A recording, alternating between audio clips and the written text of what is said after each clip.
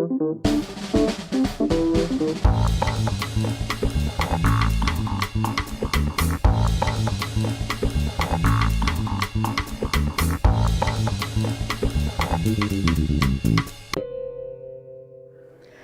what's your favorite childhood culinary memory?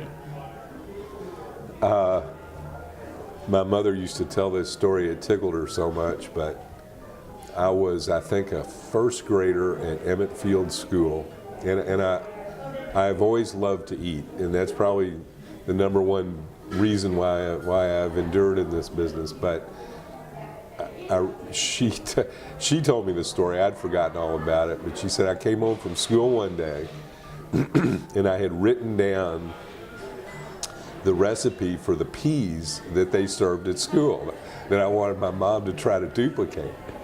And it tickled her because the recipe was you take, 2 number 10 cans of peas, drain and what have you. And but she thought that was really kind of amusing that of all things I'd come home with a pea recipe. But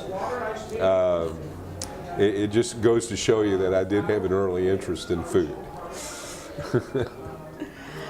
And who did most of the cooking in your family when you grew up? Oh, my mother, Your far and mom. away, yeah. Was she a good cook? She was a good cook. There were certain things we didn't look forward to that were regular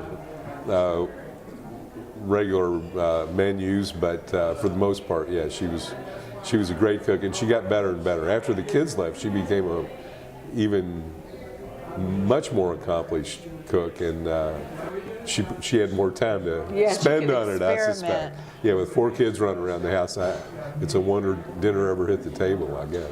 And trying to satisfy everybody's palate and what they like. That's not easy on a mom. No. Well, what's your favorite holiday meal? Well, I would say Thanksgiving or Christmas, and with the turkey and the assortment of different vegetables and what have you. I just I love a good buffet where you can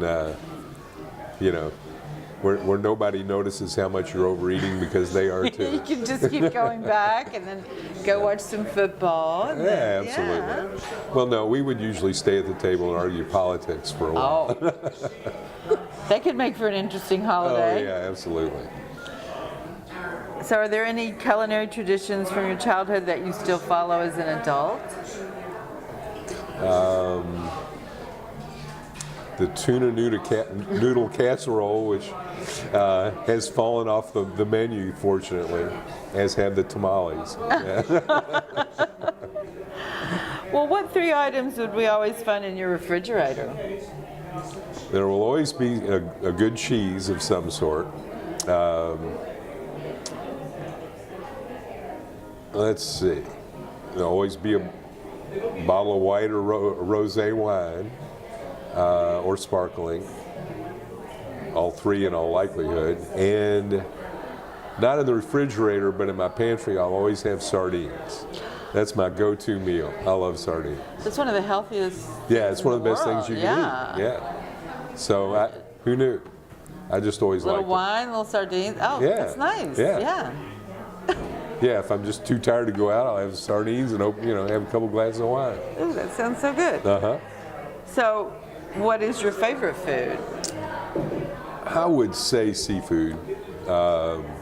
Seafood is my go-to, but I love all kinds of food, truly. Do you have a favorite junk food? Potato chips. Potato chips. I am powerless around potato chips. I will eat them as long as they're in front of me. Do you like dip with them or just plain? No, just the dips don't matter. Yeah, I think it's the salt, but I love potato chips. And what's been your least favorite food fad over the years? Well, the micro portions, I would say. Although tapas, which I loved at your restaurant, I love to get a lot of different things, but to go to a restaurant and have a very small portion of something never as made an a lot. entree. Yeah, as an entree, never made much sense to me. What do you have an opinion of all the cooking shows that are on TV now? Do you think they've helped diners, educated them, or has it just made everybody think they know how to run a restaurant? Both. No, I think it's great. I mean, you know, the interest in things culinary certainly is a boon to the restaurant industry. And I would rather our customers be more educated than less. I think that's a good thing.